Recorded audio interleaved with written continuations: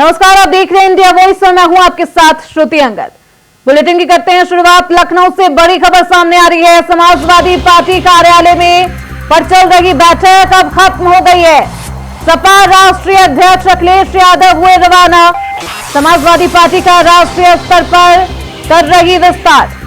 आज महाराष्ट्र के नेताओं से बैठक में हुई चर्चा। बरेली, कानपुर, चंदौसी, देवरिया के कार्यकर्ता रहे मौजूद। कार्यकर्ताओं को चुनाव में जुटने के दिए गए निर्देश।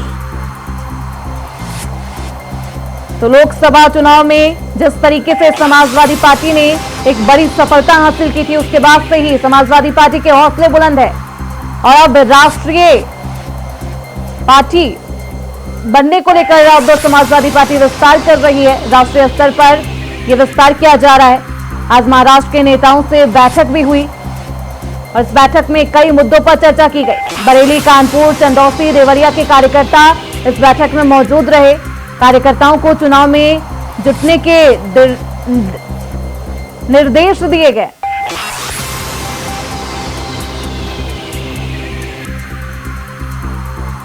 तो समाजवादी पार्टी की बैठक ये अहम बैठक मानी जा रही है, क्योंकि राष्ट्रीय पार्टी के तरफ बढ़ चली है समाजवादी पार्टी।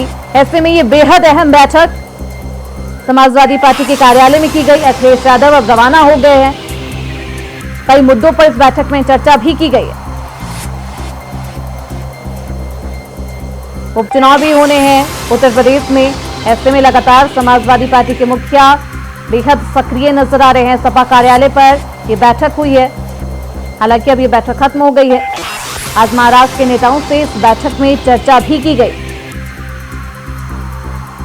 लोकसभा चुनाव में एक अहम सफलता हासिल की थी समाजवादी पार्टी ने और इसके बाद से ही समाजवादी पार्टी के हौसले बुलंद है। महाराष्ट्र के साथ साथ अब समाजवादी पार्टी जम्मू कश्मीर में भी विधानसभा चुनाव लड़ेंगी। ऐसे में मंथन का दौर भी जारी है। चुनाव बेहद नजदीक है। अक्टूबर में चुनाव होना है। ऐसे में जम्मू कश्मीर में चुनाव है, महाराष्ट्र में चुनाव होंगे इसी साल। तो समाजवादी पार्टी अपनी पूरी तैयारी कर चुकी है कि किस तरीके से क्या कुछ रणनीति बनाएगी। तो सपा कार्यालय पर यह अहम बैठक हुई है। समाजवादी पार्टी के अध्यक्ष अखिलेश यादव रवाना हो चुके हैं। आज महाराष्ट्र के कई नेताओं के साथ ये बैठक की गई। बैठक में तमाम मुद्दों पर भी चर्चा हुई है। तो महाराष्ट्र में इसी साल चुनाव होने हैं।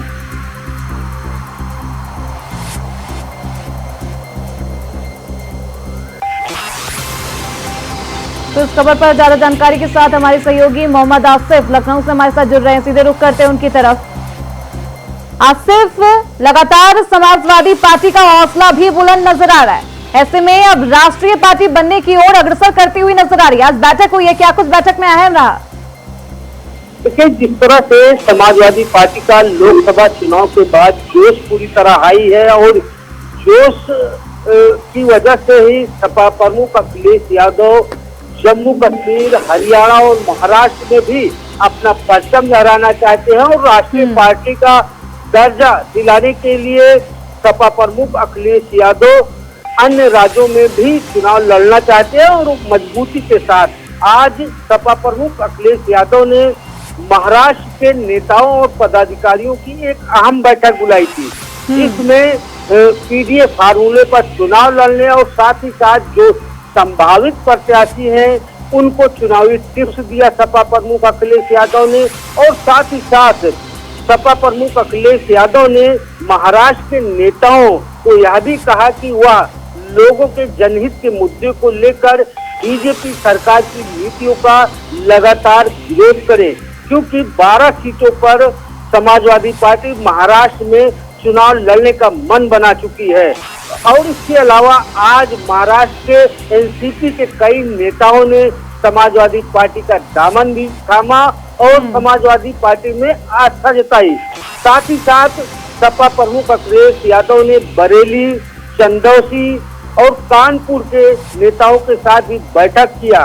तो कुल मिलाकर यह कहा जा सकता है कि समाजवादी पार्टी का उपचुनाव के साथ साथ अन्य राज्यों में होने वाले चुनाव और इसके अलावा 2027 के चुनावी रण में परचम लहराने की पूरी तैयारी है। जी सुखी। बिल्कुल आसिफ, ये अहम बैठक भी मानी जा रही है क्योंकि महाराष्ट्र में 12 सीटों पर चुनाव लड़ने की समाजवादी पार्टी ने तैयारी कर ली है। वो कौन कौन से प्रत्याशी होंगे? और एक अहम सवाल ये भी सामने आ रहा है कि क्या गठबंधन के साथ जाएगी महाराष्ट्र चुनाव में समाजवादी पार्टी?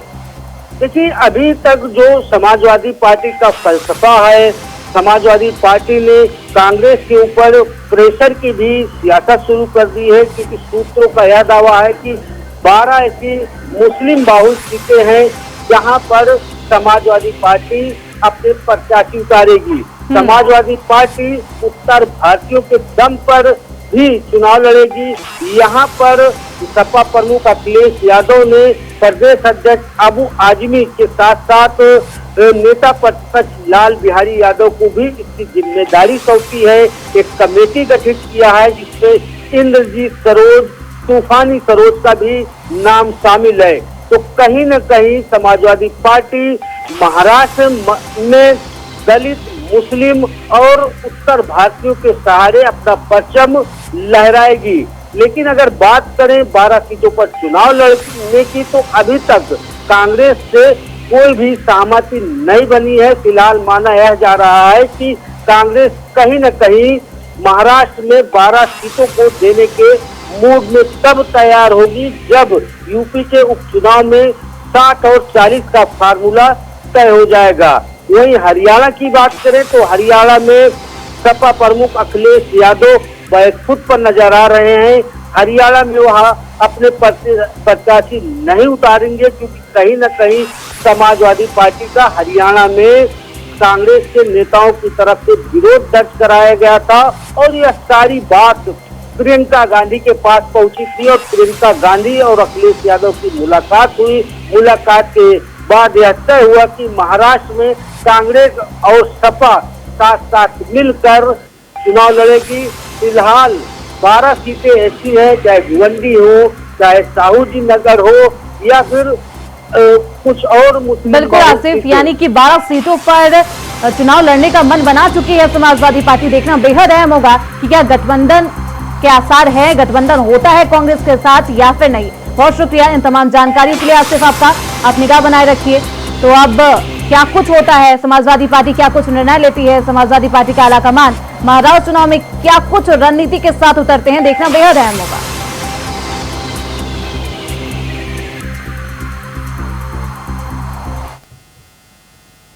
खबरों बढ़ते आगे। प्रयागराज से बड़ी खबर सामने आ रही है। ज्ञानवापी वजू खाने मामले में टल गई है सुनवाई।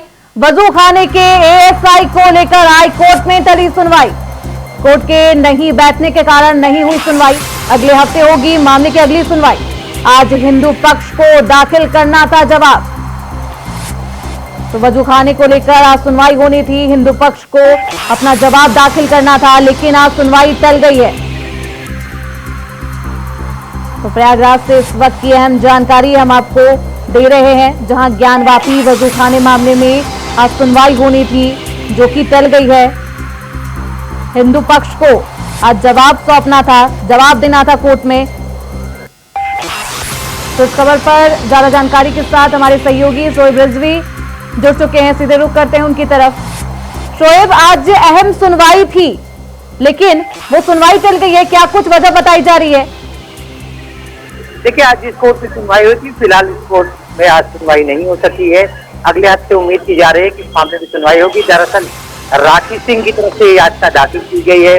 जो ज्ञानवापी का ज्यादातर एरिया है उसका एएसआई से सर्वे हो चुका है, लेकिन जो वजू खाने का एरिया है उसको सील किया गया है।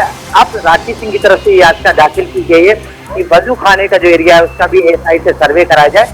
इसी मामले में मुस्लिम पक्ष की तरफ से पिछली तारीख पर जवाब दाखिल किया गया था। उसके जवाब में अब हिंदू पक्ष की तरफ से यानी राकेश सिंह की तरफ से जवाब दाखिल आज होना था, लेकिन आज कोर्ट जिस कोर्ट में इस मामले में सुनवाई होनी थी वो नहीं बैठी है। अब अगले हफ्ते उम्मीद की जा रही है कि इस मामले में सुनवाई होगी। ये कह सकते हैं कि पूरा मामला जो ज्ञानवापी के वजू खाने एरिया का है, जिसको फिलहाल सील किया गया है, उसको लेकर के राकेश सिंह की तरफ से याचिका दाखिल की गई है। राखी सिंह वही है जिन्होंने श्रृंगार गौरी की पूजा अर्चना करने की अनुमति के लिए याचिका दाखिल की थी। उन्हीं की तरफ से याचिका दाखिल है। पिछली तारीख पर मुस्लिम पक्ष ने इस पे जवाब दाखिल किया, अब हिंदू पक्ष इस पे जवाब दाखिल करके उसके बाद इसकी सुनवाई होगी। तो आखिर क्या अनुमान लगाया जा रहा है, आखिर कब तक सुनवाई होगी? अगले हफ्ते की तारीख मतलब अनिश्चितकालीन तक तो नहीं है, तो अनिश्चितकाल तक नहीं है तो कब होगी सुनवाई? अगले हफ्ते किस तारीख को? देखिए, फिलहाल जो कोर्ट की अपनी प्रोसीडिंग प्रक्रिया है उसके तहत अब अगले हफ्ते इस पर लिस्टिंग होगी, किस तारीख को तारीख तय होगी। अभी इस बारे में कह पाना जल्दबाजी होगा, लेकिन फिलहाल कोर्ट की तरफ से जो अगली तारीख निर्धारित की जाएगी उस मामले पर उस दिन सुनवाई होगी और उसके बाद ही आगे इस पर चीजें साफ हो पाएंगी। बिल्कुल, बहुत शुक्रिया इन तमाम जानकारी के लिए शोएब। आपका आप निगाह बनाए रखिए। तो आज अहम सुनवाई थी, लेकिन हाईकोर्ट में ये सुनवाई होनी थी जो कि टल गई है। कोर्ट के नहीं बैठने के कारण ये सुनवाई टल गई है। हालांकि अब अगले हफ्ते को अगली सुनवाई होनी है। आज हिंदू पक्ष को दाखिल करना था जवाब। खबरों बढ़ते आगे, रामपुर से बड़ी खबर सामने आ रही है। आजम खान की पत्नी तजीन फातिमा को बड़ी राहत। तजीन फातिमा ने 30 लाख का समन शुल्क जमा कर दिया है। तजीन फातिमा ने केस वापसी की लगाई थी अर्जी। एमपीएमएलए कोर्ट ने तजीन फातिमा को अर्जी स्वीकार कर ली है। 2019 में दर्ज हुआ था बिजली चोरी का मुकदमा। डूंगरपुर बिजली घर के जेई ने दर्ज कराया था मुकदमा।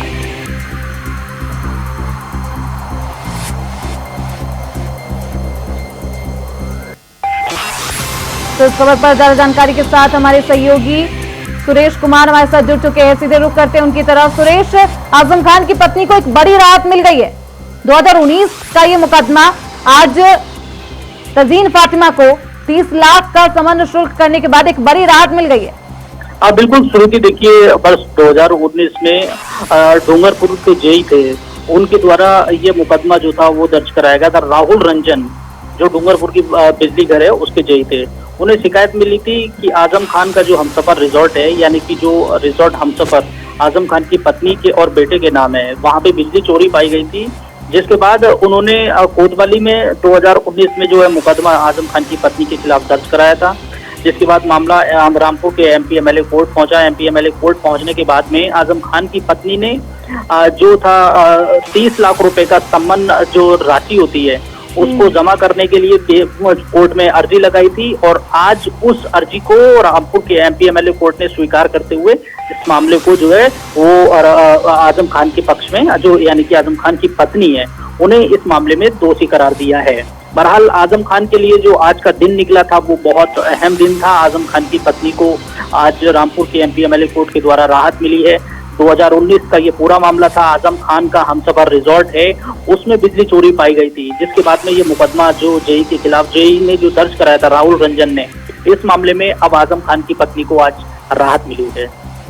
बिल्कुल, तो आजम खान की तरफ से कोई प्रतिक्रिया, उनके परिवार वालों की तरफ से कोई प्रतिक्रिया आई हो बड़ी राहत के बाद? आजम खान की जैसी पत्नी को राहत मिली थी, जैसी कोर्ट से बाहर निकल के आई थी, मीडिया ने बातचीत की और भी सवालों को लेकर आजम खान को लेकर बातचीत की, तो उन्होंने कहा देखिए कोर्ट का फैसला है, कोर्ट का फैसला हमारे लिए सर्वोपरि होता है। और आजम खान की पत्नी ने मीडिया से बातचीत करते हुए आजम खान को लेकर सवाल भी पूछा था मीडिया ने, उसके सवालों का जवाब भी तंजीम फातिमा ने दिया। बोली कोर्ट पर जो है हम सक्षम है और कोर्ट हमें लगता है हमें न्याय देगा।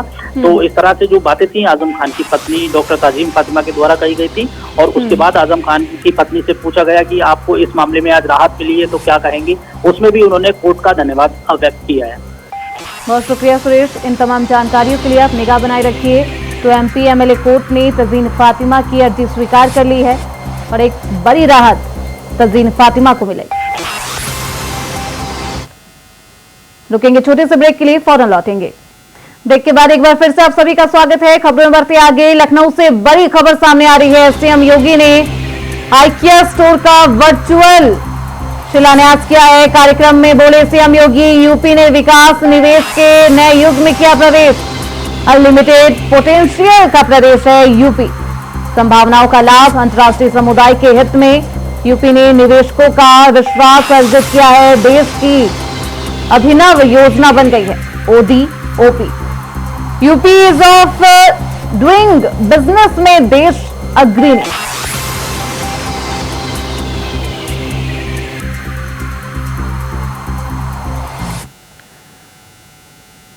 खबरें बढ़ते आगे तो वहीं सीएम योगी आदित्यनाथ ने लखनऊ में Akhil Bharatiya police wrestling cluster 2024 का उद्घाटन किया, जिसमें उन्होंने कहा कि भारत की सुरक्षा हम सबका मिशन है।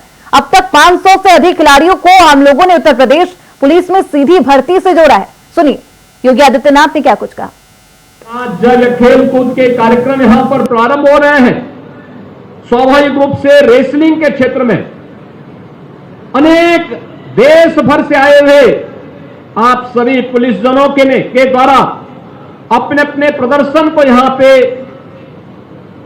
देश भर के आए हुए जवानों के सामने प्रस्तुत करने का अवसर प्राप्त होगा।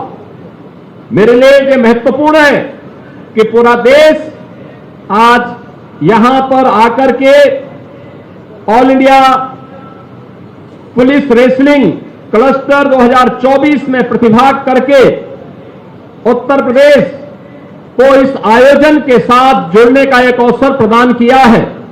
मैं इसके लिए डीजी एसएसबी और उनकी पूरी टीम को हृदय से धन्यवाद देता हूं और इस बात के लिए आश्वस्त करता हूं कि नाम भले ही अलग अलग हो सकते हो, कार्य हम सबका एक है, मिशन एक है और वह है कि भारत की सुरक्षा हम सब के लिए सर्वोच्च मायने रखती है। भारत नेपाल सीमा हो या भारत भूटान सीमा, वहां पर इन देशों के साथ भारत के सामाजिक, सांस्कृतिक और राजनीतिक संबंधों को कोई आंच आए बगैर इन सीमाओं की सुरक्षा के लिए बेहतरीन प्रयास कर रहा है। और मुझे बताते हुए प्रसन्नता है कि उत्तर प्रदेश के अंदर 550 किलोमीटर की सीमा नेपाल से जुड़ी हुई है। उत्तर प्रदेश पुलिस एसएसबी के साथ ज्वाइंट पेट्रोलिंग में भाग लेती है। एक साथ मिलकर के राष्ट्रीय सुरक्षा का गुरुतर दायित्व हम एक साथ निभाएंगे। सीमावर्ती क्षेत्र के आम जन का विश्वास भी अर्जित करेंगे, लेकिन सुरक्षा के साथ कहीं कोई खरोंच भी नहीं आने देंगे। इस विश्वास के साथ बेहतरीन तालमेल के माध्यम से एक कार्यक्रम आगे बढ़ते हैं तो अनेक रचनात्मक गतिविधियों को भी वहां पर उस क्षेत्र के वासियों के लिए एसएसबी के द्वारा प्रस्तुत किया जाता है। मुझे बताते हुए प्रसन्नता है कि यह दृश्य हमारे लिए प्रसन्नता का क्षण इसलिए भी प्रस्तुत करता है क्योंकि यह प्रधानमंत्री जी के एक भारत श्रेष्ठ भारत की परिकल्पना को भी साकार कर रहा है। देश भर के पुलिस बलों के जवान, केंद्रीय पुलिस बलों के जवान और उनके अधिकारी इस आयोजन में भागीदार बन रहे हैं। खेल हमें शारीरिक रूप से स्वस्थ बनाने, अपने कार्य के प्रति समर्पण के भाव के साथ तो जोड़ता ही है, साथ साथ जीवन में उतार चढ़ाव के हर एक मोड़ पर जीते तो अति प्रफुल्लित होकर के अन्यों के जीवन में बाधा पैदा करने की जो कुत्सित चेष्टाएं होती हैं उसको रोकने का एक सामर्थ्य देता है। तो अगर इन्हीं कारणों से सफलता नहीं प्राप्त हुई तो शालीनता के साथ उसको स्वीकार करने का भी एक सामर्थ्य हर एक खिलाड़ी के अंदर पैदा करता है। और आज जब यहां पे ऑल इंडिया पुलिस रेसलिंग 2024 के इस आयोजन का उद्घाटन हो रहा है, मैं इस अवसर पर देश भर से आए हुए पुलिस कार्मिकों का यही आह्वान करूंगा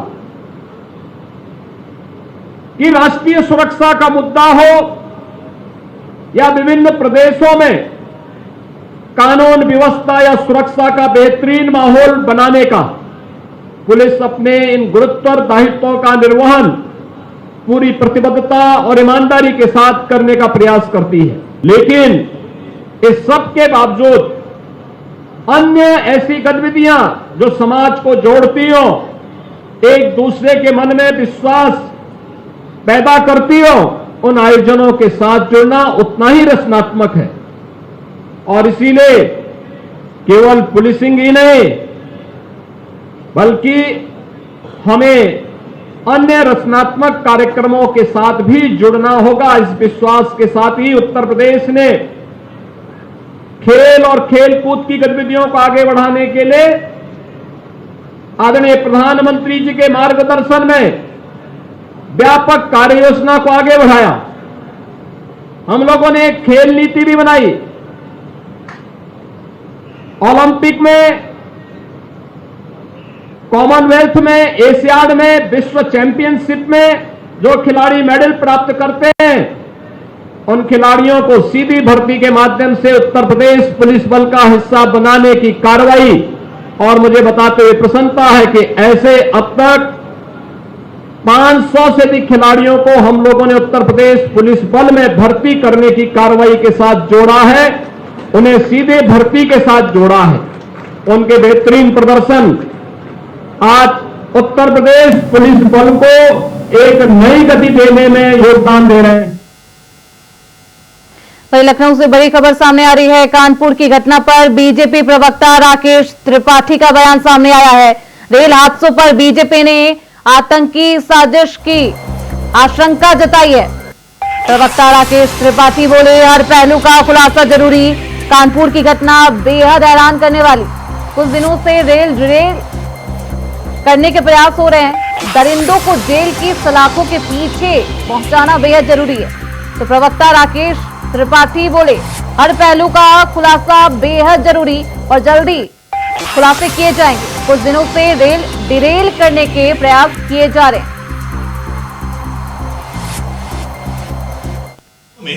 पिछले दिनों में रेल को डिरेल करने के लिए लगातार कुछ साजिशें दिखाई पड़ रही हैं।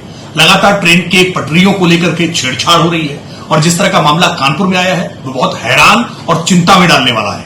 कानपुर में जिस तरह की पूरी मामला दिखाई पड़ रहा है, इससे आतंकी साजिश से भी इनकार नहीं किया जा सकता है। इसमें राजनीतिक षड्यंत्र भी हो सकता है कि कैसे सरकार को बदनाम करने के लिए इस प्रकार के कृत्य किए जाएं। लेकिन ये कृत्य बहुत दुर्भाग्यपूर्ण है। आप जनता की जान के साथ खिलवाड़ कर रहे हैं। ऐसे लोग जो भी हैं ये दरिंदे हैं, और इन दरिंदों को जेल की सलाखों के पीछे भेजा जाना चाहिए। इस पूरे मामले की हर पहलू का खुलासा होना बेहद जरूरी। वहीं अयोध्या के रुदौली सर्कल अंतर्गत बाबा बाजार पुलिस में तैनात महिला आरक्षी द्वारा रेप पीड़िता से मेडिकल परीक्षण कराने के लिए पैसे की मांग की गई है, जिसका ऑडियो वायरल हुआ। इस खबर को इंडिया वॉइस ने प्रमुखता से प्रसारित किया है, जिसके बाद एसएसपी ने महिला आरक्षी को लाइन हाजिर किया था। वहीं सीओ रुदौली ने बताया कि महिला आरक्षी का ऑडियो जो वायरल हुआ है उसका खंडन पीड़िता के परिजनों द्वारा किया गया, लेकिन सीओ का बयान अपने आप में हास्यास्पद है। जब उनसे पूछा गया कि सीओ रुदौली ने महिला आरक्षी को एसएसपी से लाइन हाजिर क्यों कर दिया है, तो उनके पास उसका कोई जवाब नहीं।